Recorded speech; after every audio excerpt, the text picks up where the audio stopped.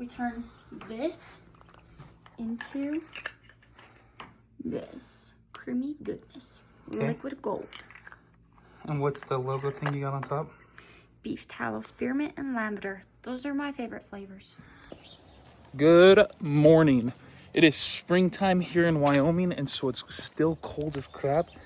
My sister is in town, and we are going to render beef tallow. And so we're gonna have some fun. And I walked all the way out here and forgot to unlock my truck.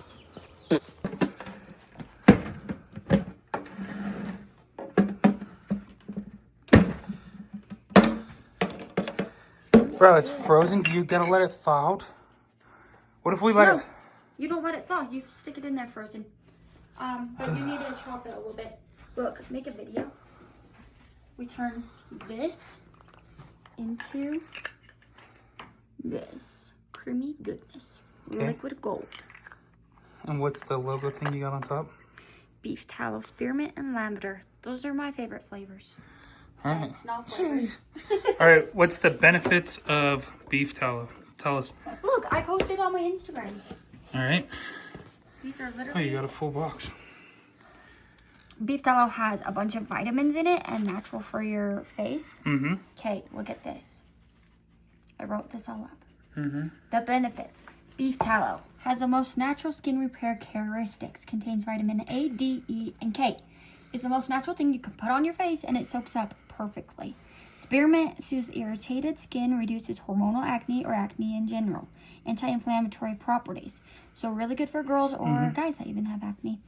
And lavender promotes wound healing. So if you have scars from getting surgery or anything like that, put her on it. Balances skin moisture, improves skin tone, reduces acne. So instead of using a toner, you use lavender. Okay. Can I get one? Yeah, for $20. $20? No, I'm just joking. $18. Okay, to make our beef tallow, we have our beef fat. You need salt, cutting board, chop it up if you don't want to grind it.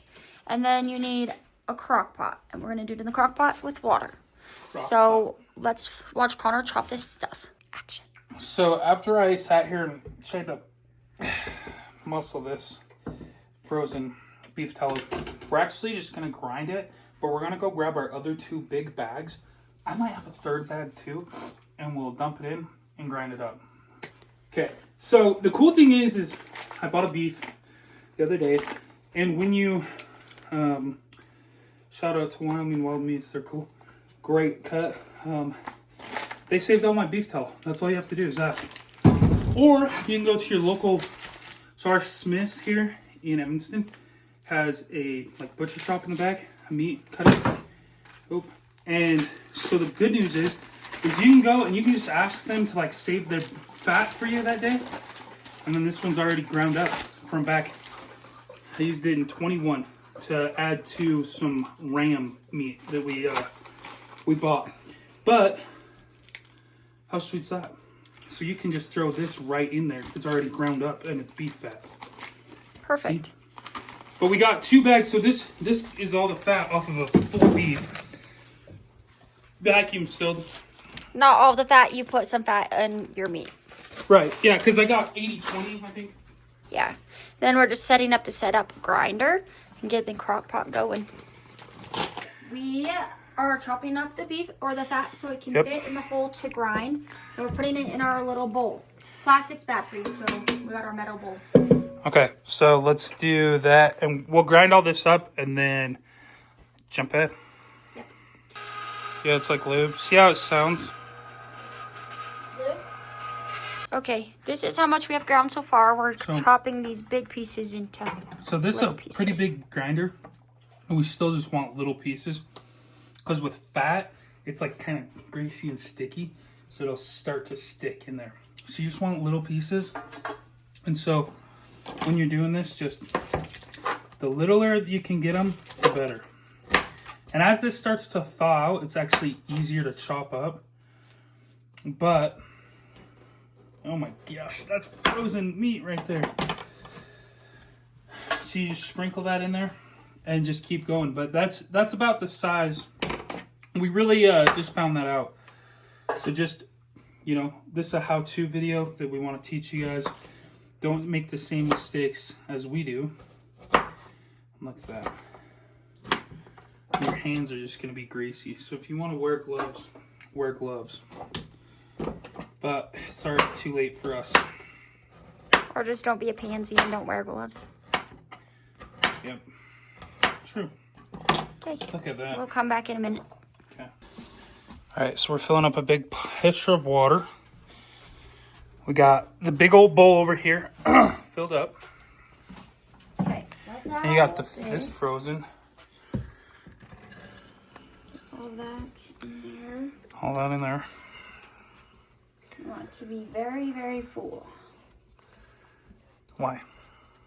So you get the most out of it. Oh, yeah. This takes a lot to do. Is it faster? Does it go faster when it's ground up? It's grounded and you get more out of it than if it's bigger chunks. Because it takes a lot for those big chunks to get everything out of it. It's because you're breaking down the fat is what you're doing, right? Yes, you're breaking down the fat and separating the fat from like the actual meat and beef chunks. And then depending on your climate, if you live in a dry area, you want to add more water.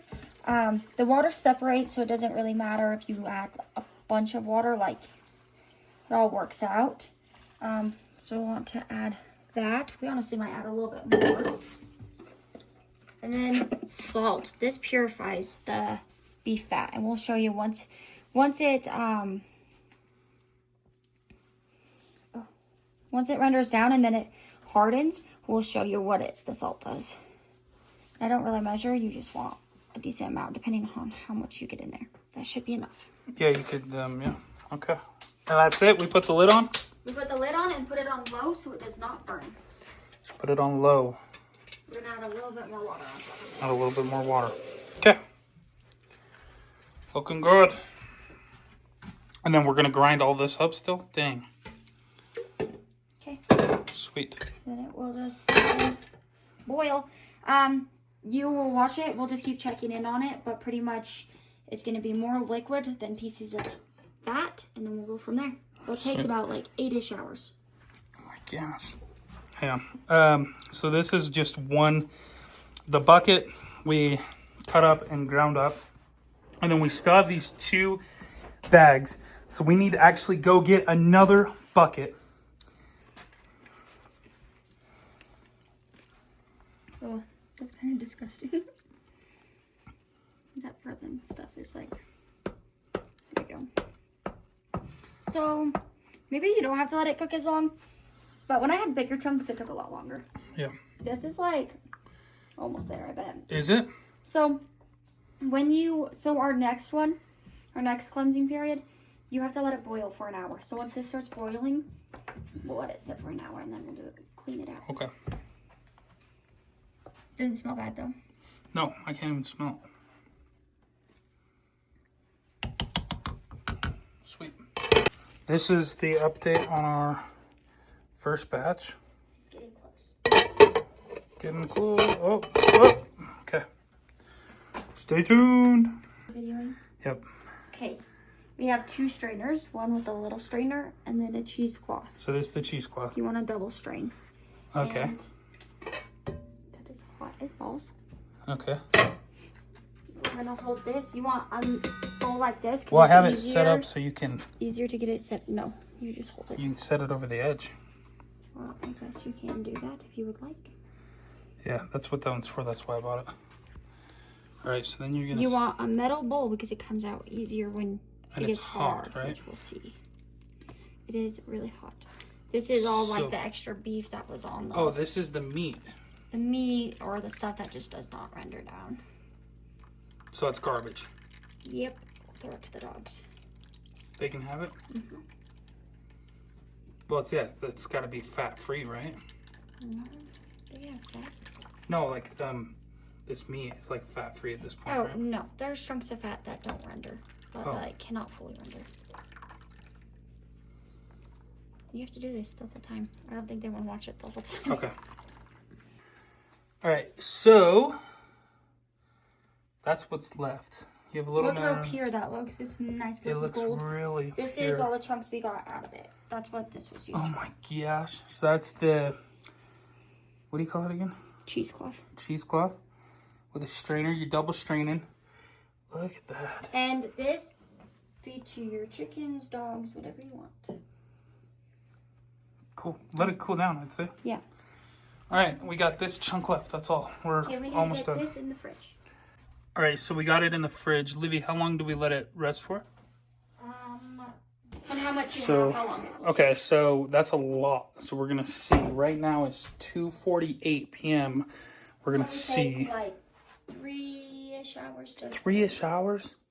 This is a long process. It is. Don't have any plans on the days you're gonna render your beef. That's why people do this. Okay. Oh, actually, that was kind of. Oh, dang, dude. Oh, I'm not even. You keep No. putting beef in the Oh. I have to do all the work. Okay, we got it. So this is the waste. We got everything cleaned up, and now we're just rendering it. And then here's an update on stuff in the fridge.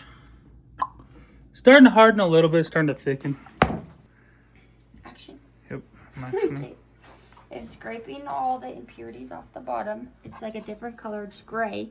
You can tell. This is the second round, and the water's pretty much clear. This is just scraps I'm throwing into here. And you want to scrape it till you have all clean. Like that. Then it is ready to get boiled and So then you're jarred. taking me to the next process. Now we're putting So here. after we cut it, we put it in the boiling water, right? Yeah, you kind Not of do it in. like chocolate so you don't burn it. And then come over here. These. So And the you dump water it in will there. sink to the bottom. And Okay. then you want to put, you'll ladle it into here. So there's no Okay. water. You don't want water in that. Okay. But there's still a tiny bit of water left in these. And these are gonna harden in just jars of pure, like, tallow. And then we'll show the mixing of the essential oils. Okay. We're going to have to make more. So this is the lavender mixed. Add a little bit more to you. And this will just harden up to those little bottles you had. Correct. Cool. This is beef tallow, olive oil, and essential oils mix. We'll show it in the mix.